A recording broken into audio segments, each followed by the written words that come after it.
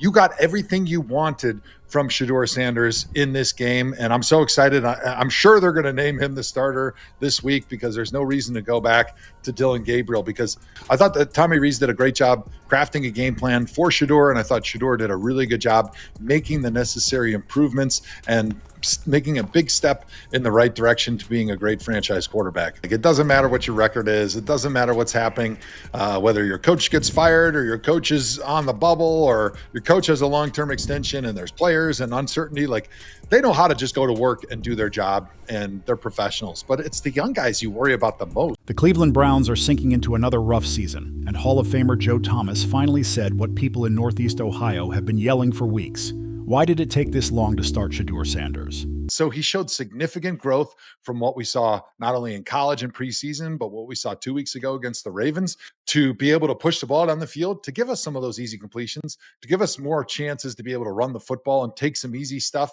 This wasn't some casual take thrown out for clicks. This was a respected legend speaking straight from the heart. This wasn't polite football talk or soft analysis. This was a Hall of Famer who gave 11 years of his life to the Orange and Brown, basically calling out the decision-making of Kevin Stefanski's staff, without even saying his name.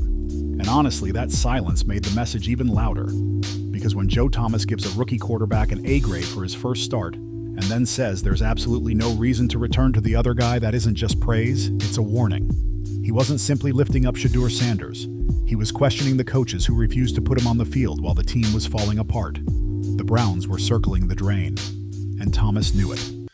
Well, I think I'll start with the negative. I think you saw a lot of the same mistakes that we saw in preseason, right? And some of the same mistakes that he was making in college, which was one of the big knocks on him, right? He takes a lot of sacks. He's not exactly sure where to go with the football quickly, and he always has a tendency to drift back in the pocket. And you saw that a bunch, and it bit him at times. There was a couple big sacks that he took. Let's talk about why this might be the single most important Browns interview of the season, because what Joe Thomas said should have every decision-maker in that building sweating. He pointed out the essentials. Shedeur protected the ball, extended plays, threw confidently downfield, and looked like a real NFL quarterback. And then came the explosive part of Thomas's comments. Shedeur showed clear growth from just 2 weeks ago. 2 weeks. That means Stefanski and his staff watched him play against Baltimore, saw the flashes, saw the potential, and still turned around and went back to Dillon Gabriel like nothing happened. It's so important. You know, I think about old guys. They've been around a long time. They know what it's like to bring your lunch pail to work and do your job. Like, it doesn't matter what your record is, but it's the young guys you worry about the most. And I felt this a little bit on my last 2 years when we were 1-31 for that stretch. That's not strategy. That's pure stubborn coaching. You had a rookie giving you exactly the signs you needed, and instead of building on it, they benched him. They went back to a quarterback who wasn't moving the chains, wasn't stretching the field, and wasn't giving this team anything to build on for the future. How does that make sense for a team trying to climb back into relevance? Was it pride? Was it old school thinking?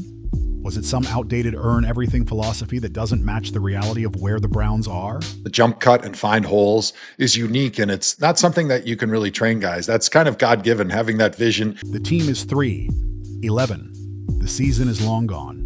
The playoffs are not happening. The division race is off the table. The only thing left that matters is development, and Kevin Stefanski spent weeks pouring reps into the wrong quarterback. That's not a tiny mistake. That's a franchise setback.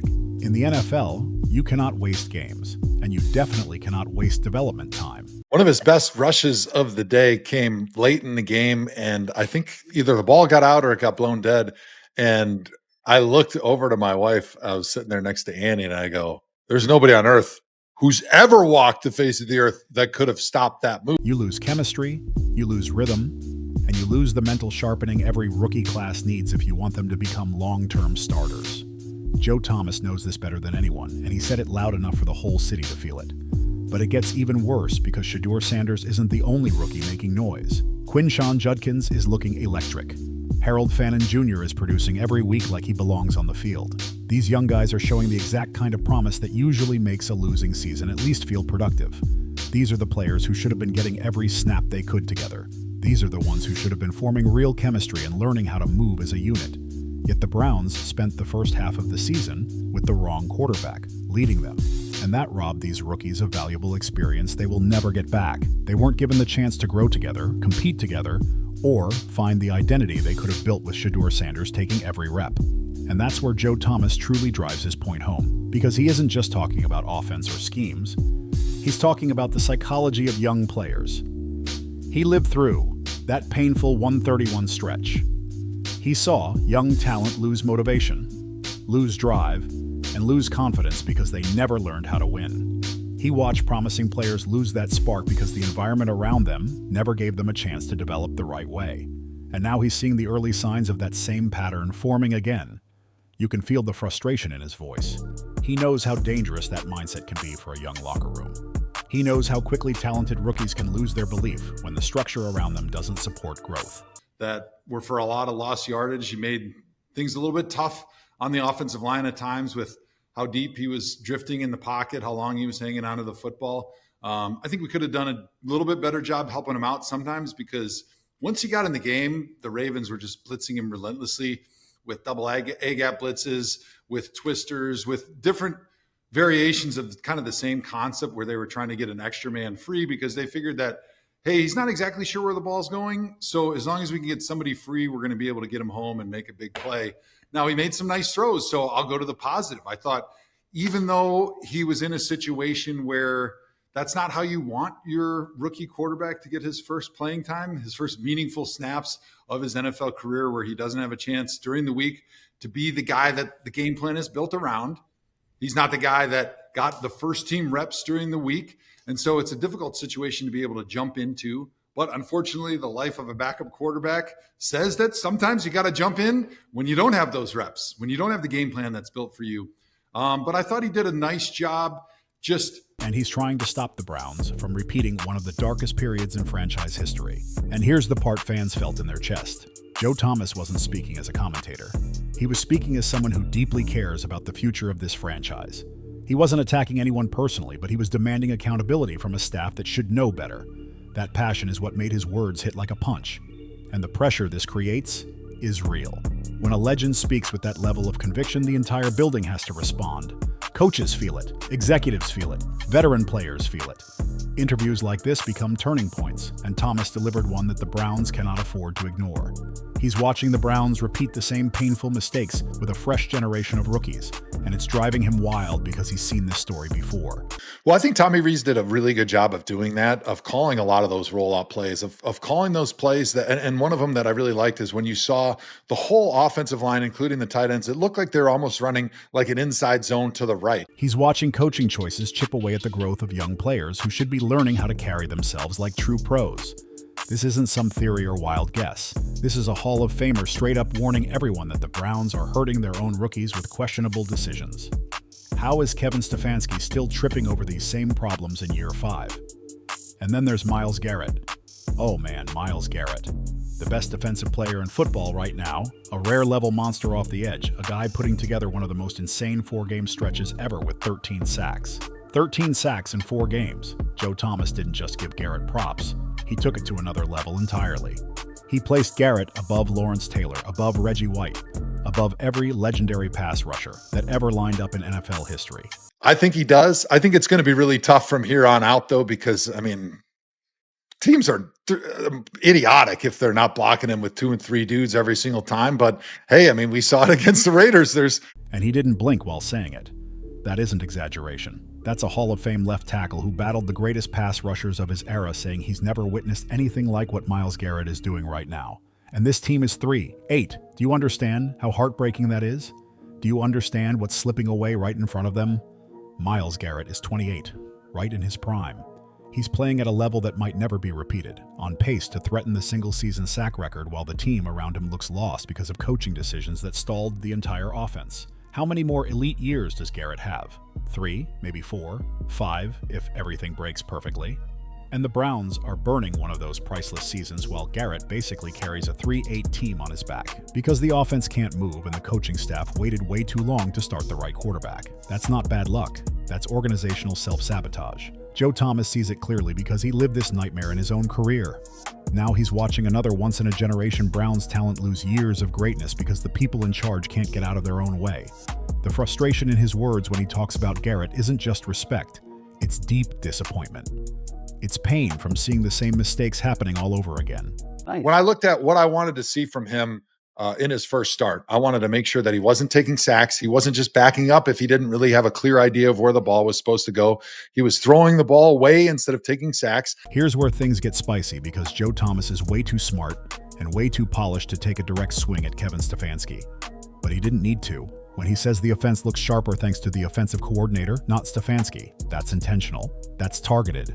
That's how you break down a head coach's credibility without saying his name even once. You shout out everyone around him. You highlight the OC. You credit the players. And you let anyone with a working brain connect the dots. It's strategic. It's silent pressure turned all the way up. Kevin Stefanski has won Coach of the Year twice. He's supposed to be an offensive mastermind. He's supposed to be the guy who elevates talent and puts players in position to thrive. So why in the world did it take this long to start Shedeur Sanders? Why does the offensive line still look like it's scrambling on every snap? Why can't this team find any real identity on offense after 5 years?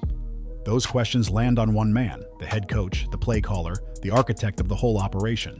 He's had 5 years to build something strong, something lasting, something Cleveland could finally be proud of. And what does the franchise have right now?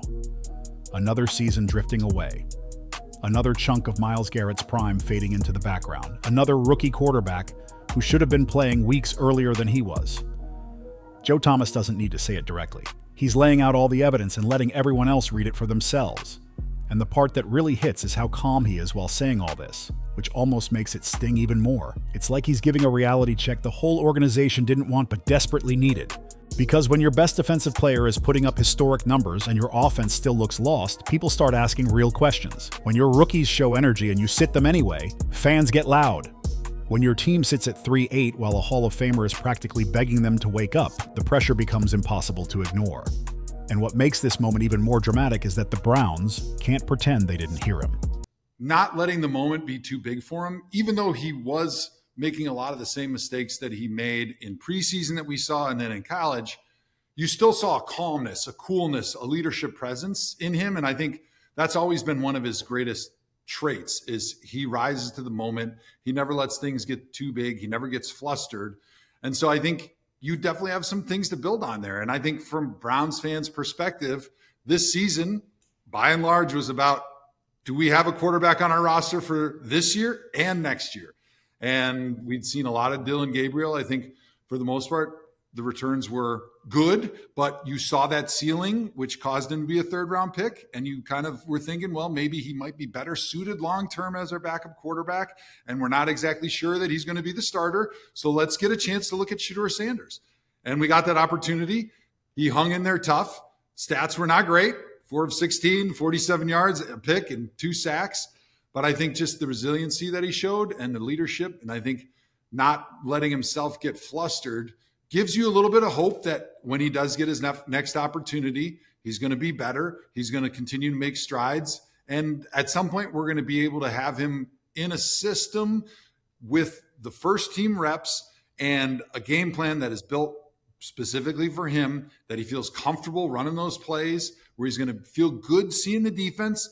And then he's going to be able to allow that arm talent to show. And then we get a realistic opportunity to see, hey, is this guy going to be a starting quarterback in the NFL for the Cleveland Browns? Joe Thomas isn't some outsider throwing shade. He's a respected voice in the building, a guy whose words carry serious weight. When he talks, Cleveland pays attention. And let's be real, this roster isn't empty. This team has young talent, veteran strength, and foundational pieces ready to build around. They just need leadership that recognizes what's in front of them and actually moves with urgency. That's why Thomas's comments hit like a lightning strike.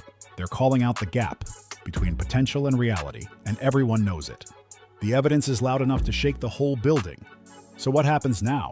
What comes after Joe Thomas basically challenged the coaching staff's choices without ever needing to call them out directly? Shedeur Sanders has to be the starter. There's no argument left, no angle left to defend, no excuse worth repeating. Myles Garrett is chasing the sack record. These rookies are proving they can develop. There's still something worth saving from this messy season, and Joe Thomas believes that with everything he's seen. But belief alone doesn't fix deep issues in the organization. Potential doesn't magically erase weeks of wasted opportunities. Hope doesn't change the fact that the Browns spent half a year rolling with the wrong quarterback at the most important spot in football. The real question isn't whether Shedeur should start. Everybody knows the answer to that. The real question is whether Kevin Stefanski has enough self-awareness to realize just how much damage he caused by mismanaging this situation. Because this was never just one decision gone wrong. It was part of a long pattern. A pattern of safe choices. A pattern of leaning on veterans even when the future needed reps.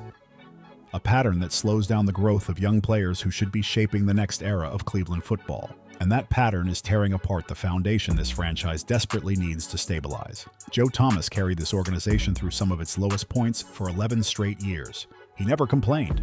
He never asked out. He just lined up every week and played at a Hall of Fame level while the world around him fell apart. And now he's watching it unfold again, watching another generational Brown lose precious prime years because coaching choices aren't matching the talent on the roster. The emotion in Joe Thomas's voice isn't just respect, it's heartbreak, it's frustration. It's the pain of watching history repeat itself in slow motion, and he knows exactly how costly that pattern is for a franchise trying to rise back up. But this time, Joe Thomas isn't staying silent. This time, he's stepping forward, and his message hits like a punch.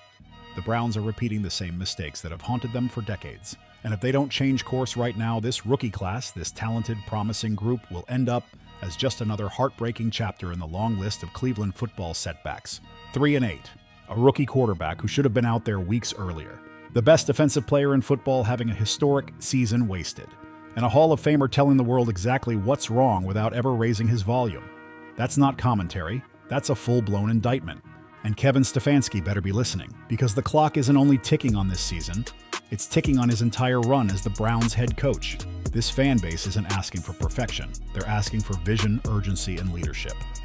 They're asking for a coaching staff that recognizes the talent in front of them and refuses to waste it. They're asking for a future that actually builds instead of collapses the moment adversity shows up. And if Stefanski doesn't answer that call, the franchise will make sure someone else does. Because no team with a prime Myles Garrett, a rising Shedeur Sanders, and a hungry rookie group should ever be sitting at 3-8. And if the Browns don't turn this around fast, the calls for change will be louder than anything Joe Thomas said on camera. If you rocked with this breakdown and want more hard-hitting NFL stories, make sure to like, comment, share, and subscribe.